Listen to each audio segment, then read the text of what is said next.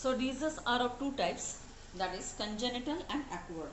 Now this congenital is different thing, but acquired disease is again infectious and non-infectious.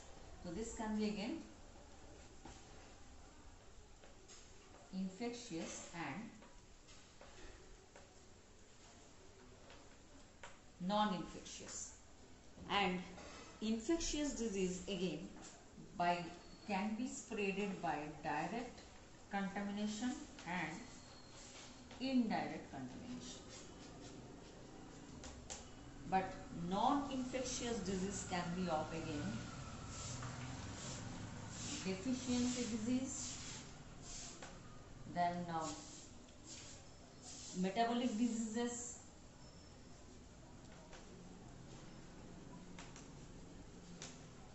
then allergy, vitamin deficiency disease, then because of injury also acquired disease can happen. So these are the types of diseases. So let's come in detail of infectious diseases.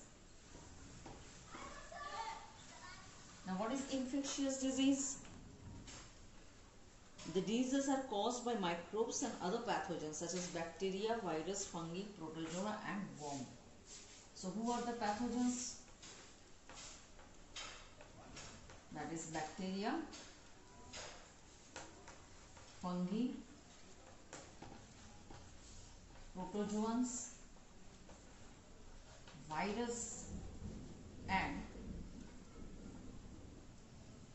worms. So these 5 pathogens, that means the disease causing germs. These diseases are caused by these microbes. These microbes are causing this infectious or communicable disease. Because the pathogen or infectious agents can spread from diseased person to healthy person by means of air, that is water, food, insect, physical contact, all these by which these germs are spreading, and like tuberculosis, malaria, diarrhea, such kind of infectious communicable diseases. Now non-infectious and non-communicable, so we are having 2 types of disease, that is communicable and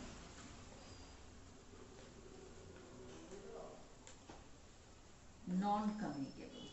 So 2 types of diseases are there, communicable and non-communicable disease. Now non-communicable or non-infectious means the diseases are not spreading by any pathogen or living organism, and that is because of internal non-infectious cause like high blood pressure, because of excessive weight and lack of exercise, uncontrolled growth or cancer due to genetic abnormalities, then allergies are caused, diabetes, then is a disorder which is acquired or maybe genetic. Inadequate diet may be the reason for diseases of anemia and goiter. So non-infectious diseases remain confined to a person, and these are neither present at birth or not spread from one person to another.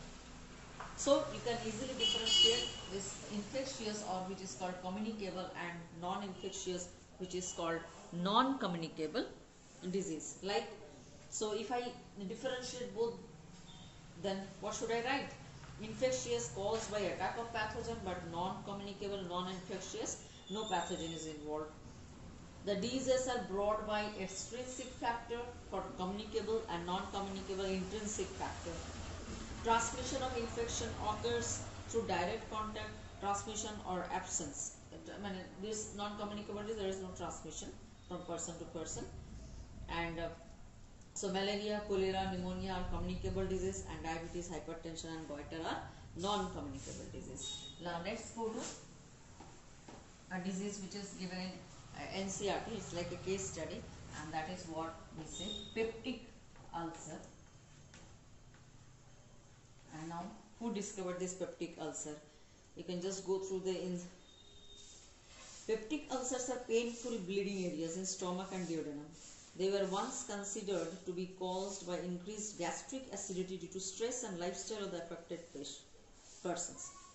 Now Warren, a Perth-based Australian pathologist, observed in 1984 that peptic ulcer contained many small curved bacteria, Helicobacter pylori, And Marshall, a young clinical fellow of Verne, succeeded in culturing this bacteria. And the antibiotic effective in killing the bacteria could also cure the peptic ulcer.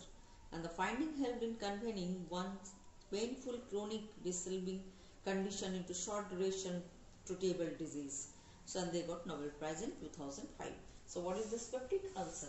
This peptic ulcer is the wound that happens in the intestine, okay, or stomach, and there this bacteria grows that is called Helicobacter pylori.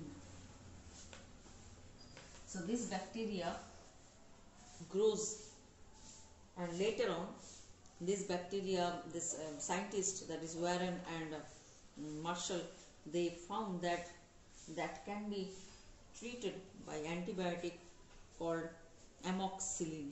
So the antibiotic, the name is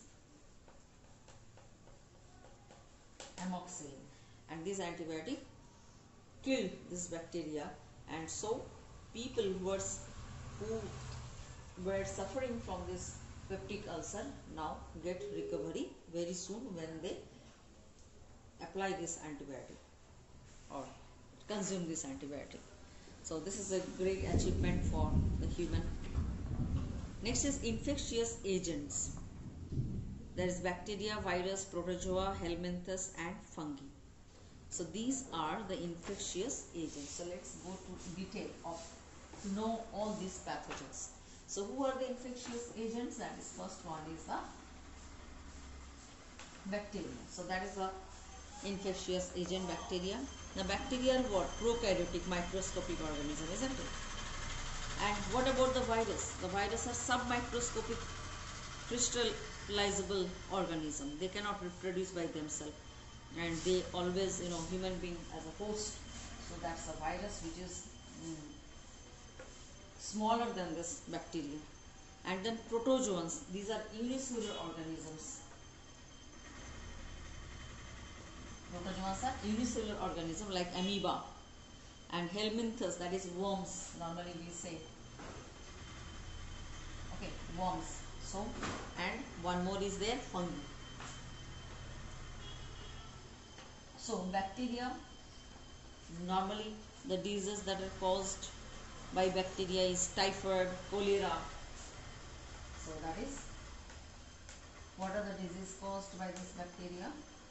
I am giving only two examples, and this virus is causing cough and cold. Even also virus is causing dengue. Okay, so virus is causing again dengue, right? So chikungunya, these type of things are also caused by this virus. Chicken pox, swine flu, smallpox, AIDS, SARS. So all these are causing the disease caused by virus. And protozoans cause what? Like amoebic dysentery. So there is one species, entamoeba, and entamoeba cause amoebic dysentery. Then fungi and helminths. Helminths means worm, and a worm causes, that is your filaria. Filaria is a common disease that is caused due to worm. And fungi cause athlete's foot and skin infection, and also a disease called ringworm. So ringworm, that is, if it is foot infection occur, then it's called athlete's foot. So today we have discussed the different types of pathogens, then about peptic ulcer, and the types of diseases, that is congenital and acquired. And acquired may be again infectious, non-infectious, and the types of diseases and their causes. Thank you very much.